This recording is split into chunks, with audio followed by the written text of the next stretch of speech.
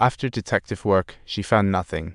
When Carly zoomed in again, poof, the face vanished like magic. She thought she was seeing things. Curly swung, and Kyohyo thought, how childish. Just then, a shadow in the bushes. It piqued Kyohyo's curiosity as she vaguely spotted a face in the bushes. Just when she was frozen with fear, a gust of wind dramatically tousled her hair. Meanwhile, AI Kang stumbled upon a ton of stunning blood photos in the basement. Soon after, the short-haired girl and Kyohyo arrived with their phones, and the trio was officially back together. With only 3 phones, how could there be 4 lights? Is Carly pulling some pranks? So Okyang suggested. They started shutting off the lights one by one, but just as Okyang was gearing up to catch Carly, the lights in the distance also went out. The basement was now pitch black.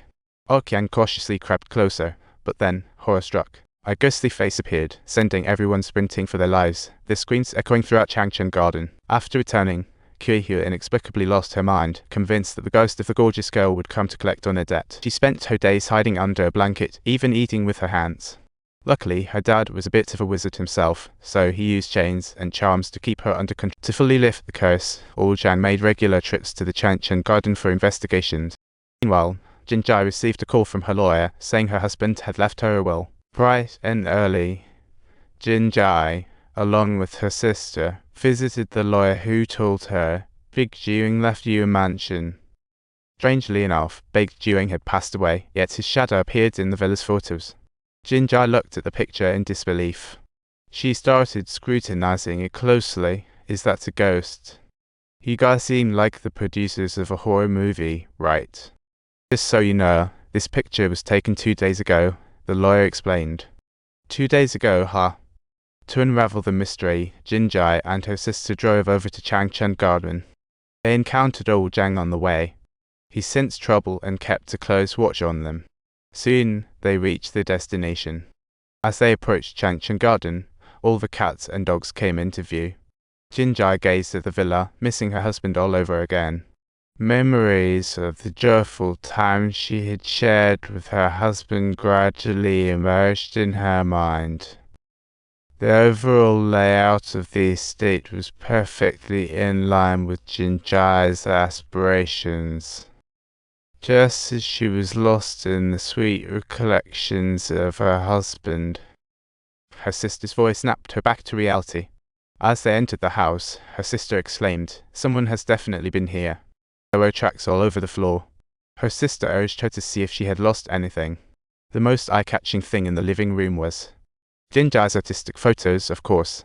Then she headed upstairs to her baby's room. It seemed both Jinjie and Big Jiang were eagerly anticipating parenthood. They were both so excited about welcoming their child, but now that dream was gone. Jinjie looked at the meticulously decorated nursery and felt a pang of sorrow. Meanwhile, her sister was out swinging and having a blast. Jinjie greeted her through the window and turned to leave. She turned to go downstairs to find her sister, but suddenly blood seeped from under the crib. Just as they were driving off, Jinjie happened to notice someone standing on the villa's balcony. The figure looked like her husband. She hurriedly got out of the car, peering forward as she moved toward the villa. Quickly, Jinjie reached the 2nd floor and there stood a man by the window. She cautiously approached, trying to figure out who he was. Just then, a dark shadow slid past her, followed by. She was suddenly knocked over by an unseen force and passed out. When she woke up, she found herself in a hospital bed. The doctor said everything was fine, attributing her fainting to stress. Even her sister, picking her up from the hospital, believed stress was the culprit. But then Jinjie dropped the bomb. She had seen her husband, and he seemed to have something to say. After being discharged, Jinjie hired movers to get her things to Changchun Garden. Seeing her sister all alone, she invited her to move in with her. But Jinjie flat out refused, saying, "You built this place for me. You should think about it. You need to live here." Jinjie felt this house was built by her husband, and even though he had passed, she had to protect the Changchun Garden. To celebrate a milestone, she invited her sister's family over, but her cooking skills were a dire situation. The steak was burned to a crisp. And don't even get me started on the pasta. Her brother-in-law tried to be polite, but let's be real, Jinjie couldn't take it any longer and switched to takeout instead. Meanwhile, the 2 kids went out to swing, but suddenly the little girl heard. Curious, she walked closer to the sound in the bushes, asking, "Why are you there? Does it hurt? I'll pull you out." Just then, the little girl's scream startled her parents. Her mom rushed over to comfort her, asking what happened. Was it Ruddy billing you? But surprisingly, the girl said it was her uncle. Jinjie, being the aunt in question, was left speechless. Given the strange happenings in Changchun Garden, her sister's family decided to leave in a hurry. On the way back, she discovered her daughter had strange scratch marks on her arm and wondered, "Is your daughter lying?" "What?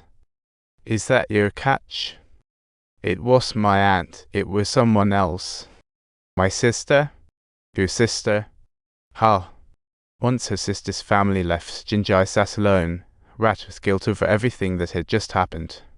Just as Jinjie was getting ready to wash up and rest, she noticed strange scratches on her own arm as well.